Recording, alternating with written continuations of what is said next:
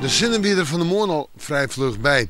En hoe zinnensprutsen, die zullen we de komende dagen minder zien, maar sneeuwen wel. Sneeuwen wordt het een eerste simmerdag van het jaar, want dan komen we om en bij de 20 graden uit. Maar laat ik beginnen met juni en vannacht, dan is het nog altijd koud. Ja, de temperaturen wat minder leeg als de aanroende nacht, maar nog wel vannacht een temperatuur om en bij de 0 graden heen. Op Arlo 12, 3 graden in de plus.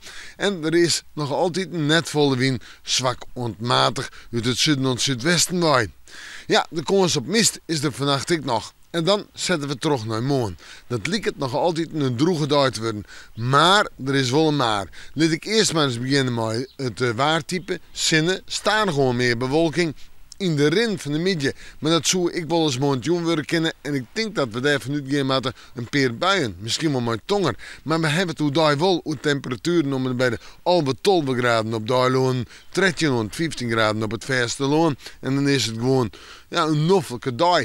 Maar dan komt die maait er meer in. De hegere temperaturen. En de wind die komt uit zuidelijke richtingen. En die is matig en vrij krachtig.